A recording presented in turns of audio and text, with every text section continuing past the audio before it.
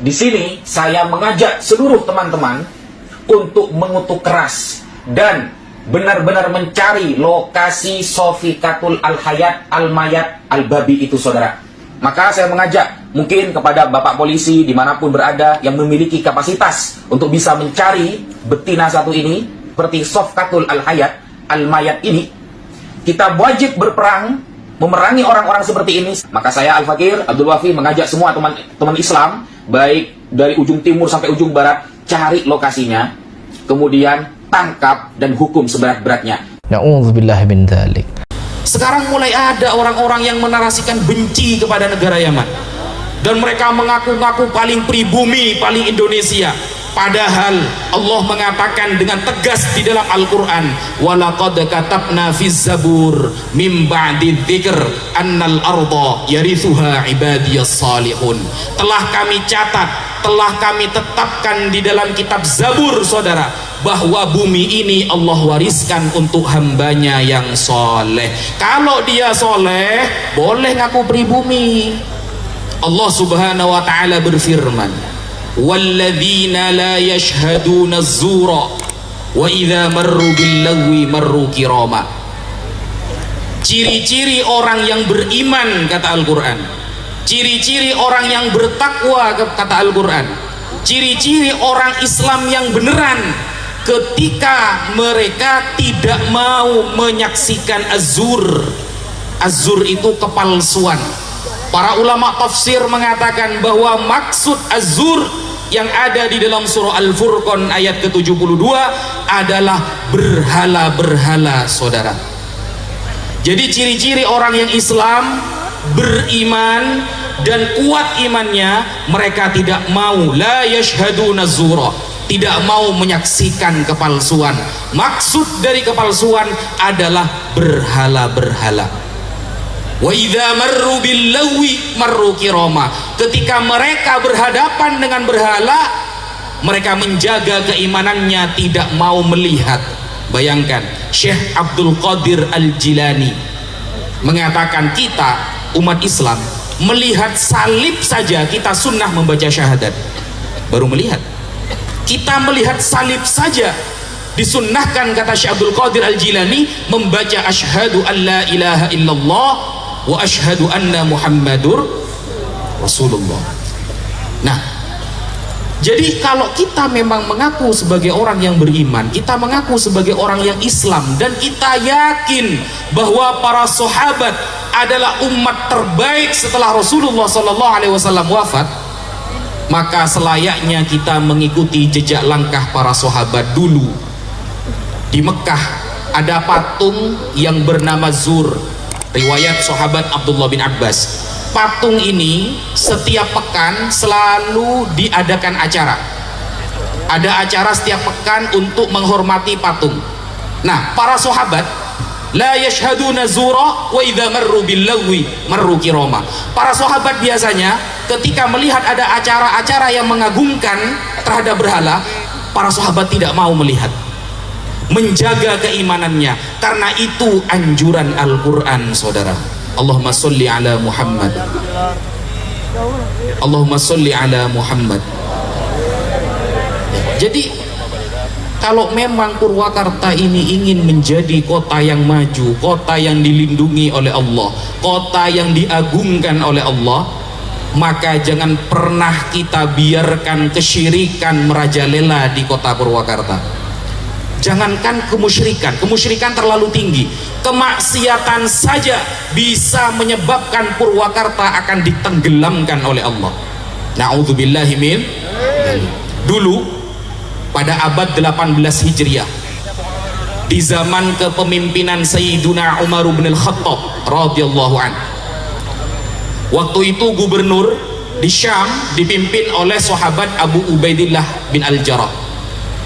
Saat itu daerah yang dipimpin oleh Sayyiduna Umar di daerah Syam, banyak para pemuda baik laki-laki maupun perempuan suka meminum khamr. Kalau sekarang lebih parah, bukan hanya khamr, Pak. Khamr, ada judi, ada sabu-sabu dan lain sebagainya. Maka karena banyaknya pemuda yang meminum khamr, lalu Sayyidina Umar mengatakan di tahun ini akan ada musibah besar yang akan datang di kota Syam. Tak lama dari itu Allah Subhanahu wa ta'ala benar-benar menurunkan penyakit wabah yang bernama Ta'un Amwas. Kenapa Ta'un Amwas itu terjadi? Karena kata Sayyidina Umar, para pemuda, bapak-bapak, ibu-ibu di kota itu banyak meminum khamr, banyak perzinahan, dan banyak melakukan kemaksiatan. Ini baru maksiat, apalagi kesyirikan. Apalagi kesyirikan. Diriwayatkan di dalam Sahih Bukhari dan Muslim bahwa Rasulullah Sallallahu Alaihi Wasallam ketika melihat sesuatu yang gambarnya itu mengarah kepada kesyirikan seperti salib atau berhala, langsung dihancurkan oleh Rasulullah Sallallahu Alaihi Wasallam. Ada indikasi yang mengarah kepada kesyirikan saja, Rasulullah langsung menghancurkannya. Kalau kita yakin bahwa Rasulullah adalah manusia terbaik, ya kita harus ikut Rasulullah. Kalau kita yakin bahwa para sahabat umat terbaik setelah Rasulullah wafat, ya ikuti para sahabat. Dan ini juga disepakati oleh para ulama. Semua para ulama mengatakan seperti itu. Jadi kita kemarin ketika ada salah satu ulama Nasrani datang ke Indonesia, kita wajib menghormati. Ya, itu namanya toleransi. Tapi kalau mencium tangan itu haram, saudara. Ngawur itu. Islam cap kaki 3 namanya itu. Jadi kalau ada umat Islam mencium tangannya ulamanya orang Nasrani, itu hukumnya haram. Salaman saja, hukum salaman saja di dalam kitab Fiqhul Islami atau kitab-kitab yang memuat tentang Fiqhul Arba'ah, Madzhabul Arba'ah, salaman dengan orang-orang kafir itu ulama khilaf. Ada yang mengatakan boleh ketika kita tidak salaman akan menyakitkan hatinya karena dia tetangga seumpama. Boleh, toleransi. Itu pendapat madhab Hanafi. Andaikan kita punya tetangga, beliau non muslim, kita wajib menghormati beliau. Karena kata Rasulullah, hormatilah tetanggamu apapun agamanya. Andaikan tetangga ini pulang dari perjalanan jauh, lalu kita salaman, itu tidak apa-apa di dalam madhab Hanafi. Tapi kalau mencium tangan, ulama sepakat sedunia, hukumnya haram. Ini ngajinya di mana itu yang nyium tangannya itu? Jadi sekarang kita ini hidup di zaman di mana kathirun khutoba'uhu tapi qalilun ulama'uhu. Yang pinter berceramah banyak, padahal tidak pernah ngaji usul fikih, tidak pernah ngaji balaghah, tidak pernah ngaji mantik, tidak pernah ngaji nahwu sharaf, tidak pernah ngaji ulumul hadis, tidak pernah ngaji riwayat dan dirayat. Ceramah mengatakan hukum A, B, dan C. Kalau dia berceramah menyampaikan nasihat, kita terima. Nasihat keluar dari lisan siapapun kita terima. Tapi kalau menyampaikan sebuah ilmu, maka tunggu dulu. Syaratnya kata Rasulullah harus punya ilmu. Makanya di awal-awal kitab Ihya Ulumuddin, di awal bab kitab Ihya Ulumuddin, riwayat dari sahabat Abdullah bin Abbas di dalam Kitabul Ilmi, surganya ahli ilmu dengan surganya kita itu jauh, Pak. Selisih antara surganya para ulama dengan surga kita itu selisihnya 700 tingkatan. Setiap satu tingkatan menuju tingkatan selanjutnya, andaikan kita berjalan, itu jaraknya 500 tahun. Jadi kalau di dunia Anda tidak pernah kenal dengan para ulama, di dunia Anda tidak pernah dekat dengan orang soleh, di dunia Anda tidak dekat dengan para habaib, bahkan di dunia Anda mencaci maki keturunan Rasulullah, jangan pernah berharap nanti di akhirat Anda akan berkumpul dengan para ulama. Jangan pernah berharap. Kenapa? Kalau di dunia kita tidak pernah kenal dekat dengan orang-orang yang VIP, maka jangan pernah Anda di VIP-kan oleh Allah nanti di akhirat. Karena kata Rasulullah, yashfa'u yaumal qiyamah thalathatun, 3 golongan yang dapat menyelamatkan kita nanti di akhirat. Pertama, al-anbiya, para nabi. Kedua, al-ulama, para ulama. Yang ketiga adalah orang-orang yang mati syahid atau di dalam bahasa Arabnya asyuhada. Makanya ini perintah Rasulullah. Jadi bagus yang disampaikan Kiai Syahid Johan barusan. Rasulullah secara tegas dalam hadis sahih mengatakan jahidul kuffara wal musyrikin, pertama bi alsinatikum, berjihadlah melawan orang-orang musyrik, pertama bi alsinatikum, dengan lisan. Ini disampaikan oleh para ulama, para ustadz, sampaikan dengan lisan. Yang kedua bi amwalikum. Nah ini yang nyalon Pak Gubernur, bi amwalikum, karena punya amwal, punya harta. Kalau biaya menghancurkan satu kemusyrikan butuh 1 M, dibayar demi Allah menjaga kota Purwakarta.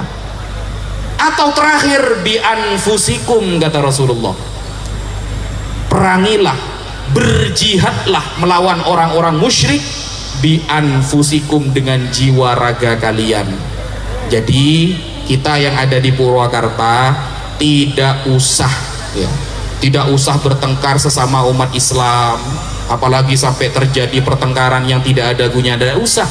Kalau memang merasa berani, datang ke Palestina. Ya, kalau memang berani datang ke Palestina. Sekarang perang di sana itu. Jadi tidak usahlah kita di sini kayak kadang ada perkumpulan ya, sudah kumpulannya kemaksiatan, pakai sabu, minum khamr, pulangnya tawuran lagi, mati ketemunya sama malaikat Malik, Pak, bukan malaikat Ridwan kalau sudah seperti itu. Jadi kalau kita memang ingin kota Purwakarta ini dijaga oleh Allah, maka para ulama dengan pemerintah harus bersatu. Dan panjenengan semua, Anda semua harus menjaga dari kemaksiatan-kemaksiatan yang merajalela. Kalau ada temannya melakukan kemaksiatan, selagi bisa amar ma'ruf, sampaikan. Kenapa? Karena kata Allah di dalam Al-Quran, wa'adallahu alladhina amanu minkum wa amilus solihati la yastakhlifannahum fil ard. Allah berjanji, ini janji Allah ini. Allah berjanji, kalau kalian beramal soleh, kalian beriman, akan diberikan kekuasaan untuk kalian di bumi. Diberikan kekuasaan, syaratnya beriman. Makanya kalau ada sekarang orang bilang imigran, nah ini ya, ada orang sekarang mengaku-ngaku pribumi, imigran Yaman katanya. Banyak sekarang itu yang benci kepada Yaman, betul tidak? Banyak orang sekarang itu yang menarasikan imigran Yaman, ada tidak? Ada tidak orang sekarang yang mulai menarasikan seolah benci kepada bangsa Arab, ada tidak? Ada. Padahal Rasulullah berdoa, Allahumma barik lana fi syamina, Allahumma barik lana fi yamanina. Ya Allah, berkahilah tanah Syam kami, salah satunya Palestina yang didoakan oleh Rasulullah. Yang kedua, berkahilah tanah Yaman kami, dapat doa dari Rasulullah. Sekarang mulai ada orang-orang yang menarasikan benci kepada negara Yaman, dan mereka mengaku-ngaku paling pribumi, paling Indonesia. Padahal Allah mengatakan dengan tegas di dalam Al-Quran, walaqad katabna fiz zabur mim ba'di dzikr annal arda yarithuha ibadiyas salihun. Telah kami catat, telah kami tetapkan di dalam kitab Zabur, saudara, bahwa bumi ini Allah wariskan untuk hambanya yang soleh. Kalau dia soleh, boleh ngaku pribumi. Kalau dia beriman, maka kata Allah, aku wariskan bumi ini untuk kalian. Syaratnya beriman dan beramal soleh. Berarti kalau tidak soleh, Anda ini berarti imigran dari finari jahannam khalidina fiha. Karena Allah hanya menetapkan orang soleh. Dan terbukti kaum Nabi Musa alaihissalam, ketika Allah berikan tanah Palestina, tertulis di dalam surah Al-Maidah ayat ke-21, ketika Nabi Musa mengatakan, ya qaumi dakhulul ardal muqaddasata allati kataballahu lakum wa la tartaddu ala adbarikum fatanqalibu khasirin. Kata Nabi Musa, setelah Nabi Musa Allah selamatkan dari kejaran Fir'aun, Nabi Musa diperintahkan oleh Allah untuk menguasai Palestina yang Allah berikan kepada Nabi Musa dan kaumnya. Kenapa Allah menyuruh Nabi Musa untuk menguasai Palestina? Karena saat itu Palestina dikuasai kaum Amalikoh, keturunan dari kaum Ad yang mereka melakukan kezaliman di tanah Palestina. Maka Nabi Musa Allah perintahkan untuk membebaskan tanah Palestina. Lalu Nabi Musa mengatakan pada kaumnya, wahai kaumku, masuklah kalian kepada tanah yang telah Allah sucikan untuk kalian. Jangan kalian mundur. Kalau kalian mundur dari perang ini, maka kalian akan rugi. Ternyata apa? Kaum Nabi Musa mundur, saudara. Kaum Nabi Musa takut melawan kaum Amalikoh karena alasan mereka orangnya besar-besar, tangguh-tangguh dalam berperang. Kaum Nabi Musa mundur takut. Ketika kaum Nabi Musa takut melawan kaum Amalikoh, maka kata Allah, fa innaha muharramatun alaihim arba'ina sanah yatihuna fil ardi. Maka tanah itu Allah haramkan diinjak oleh kaum Yahudi sampai 40 tahun. Mereka bingung, tidak punya tempat di bumi. Bayangkan, kaum Nabi Musa yang jelas-jelas mendapatkan tanah Palestina, Allah haramkan menyentuh tanah Palestina sampai 40 tahun. Gara-gara apa? Gara-gara tidak mengikuti nasihat dari Nabi Musa alaihis salam. Jadi pribumi itu adalah orang-orang soleh. Kalau tadi kata Kiai Haji Syahid Joban mengatakan bagaimana pengalaman ketika berdiskusi melawan orang-orang yang benci kepada habaib, tidak ada pengalamannya Kiai, karena lawannya kabur. Pengalamannya tidak ada.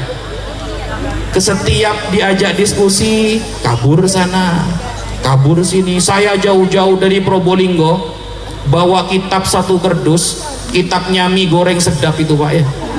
Sampai di bandara dikira saya mau jualan mie itu, dikira mau jualan mie goreng, padahal isinya kitab semua. Nyampe jauh-jauh ke Banten gak datang musuhnya. Nah makanya pantas disebut dengan gelar Al-Kaburi. Tapi saya akui bahwa orang-orang yang membatalkan nasab habaib ini orang hebat-hebat, saudara. Bayangkan, gurunya saja bisa memarahi malaikat, kalian tidak akan bisa. Gurunya, kalau ada acara nanti ada hujan yang dimarahi malaikat Munkar Nakir, saudara. Kok bisa ya? Padahal Munkar Nakir ini tugasnya di kuburan gitu loh. Kok bisa bagian hujan kan gitu? Jadi kalau gurunya memarahi malaikat, maka pantas muridnya membatalkan seluruh para ulama. Itu sanadnya sambung gitu.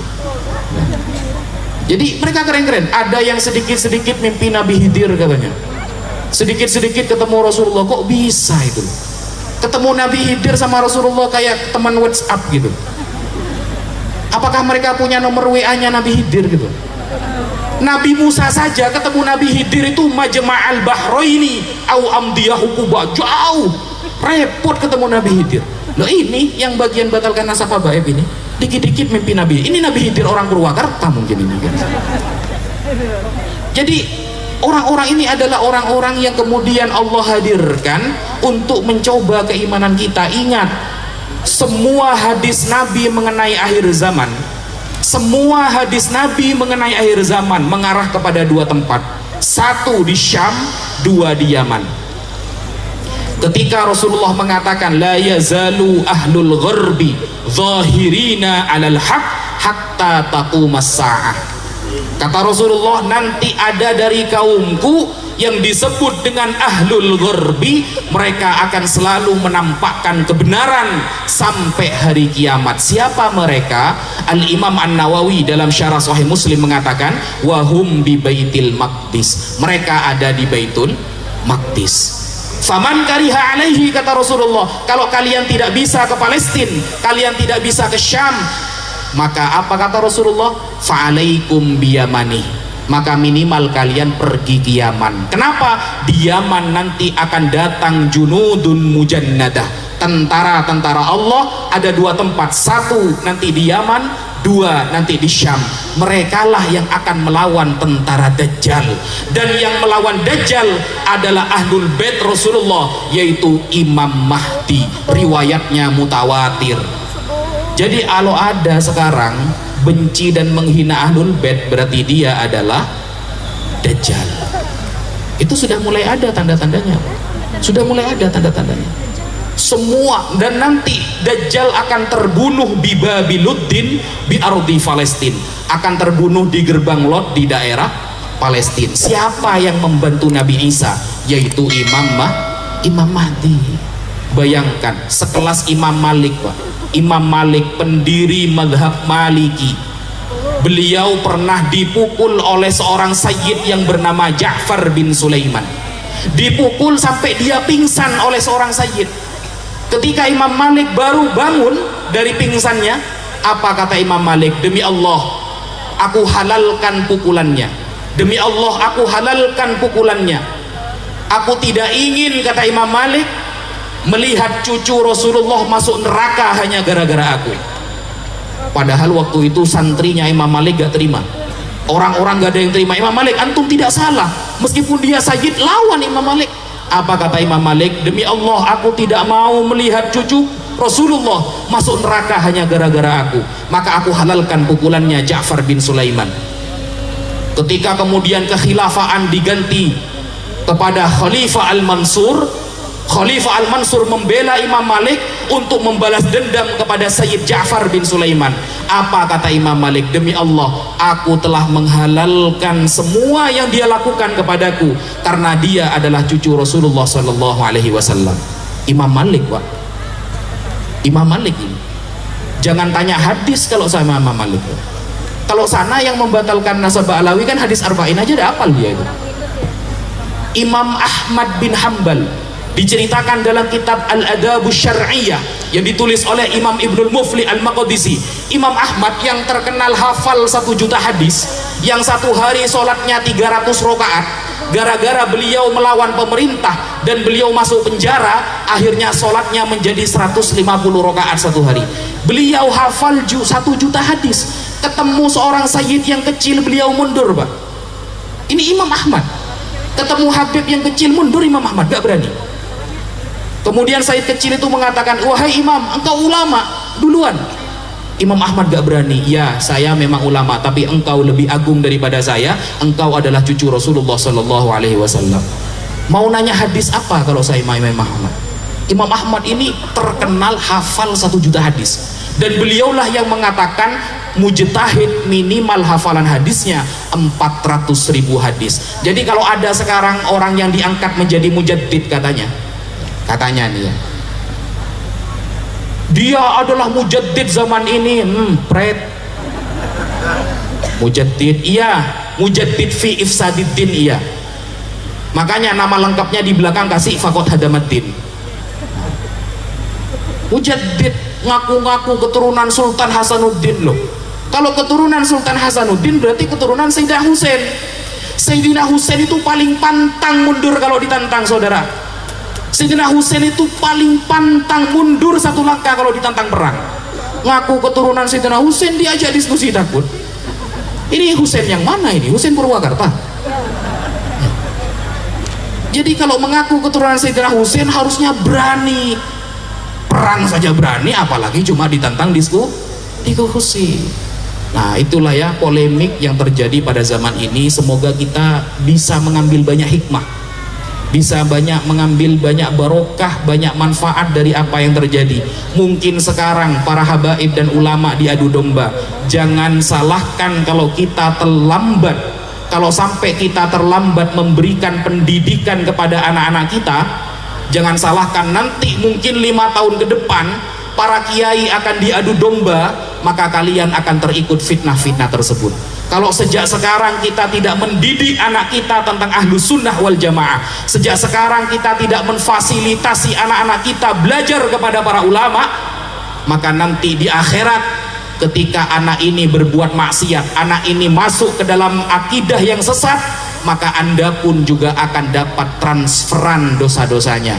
Man taroka waladahu jahilan karena kullu dzambin amilahu alaihi. Orang tua yang membiarkan anaknya bodoh dalam hal agama, maka semua dosa anaknya juga ditanggung oleh orang tuanya.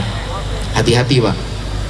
Sekolah yang tinggi boleh, S1, S2, S3, tapi nasihati anak jangan jauh dari para habaib, jangan jauh dari para ulama. Mungkin itu dulu yang bisa Al-Fakir sampaikan. Kurang lebihnya Al-Fakir mohon maaf. Kalau ada kebenaran itu datang dari Allah, kalau ada kesalahan itu dari Al-Fakir sendiri. Wassalamualaikum warahmatullahi wabarakatuh.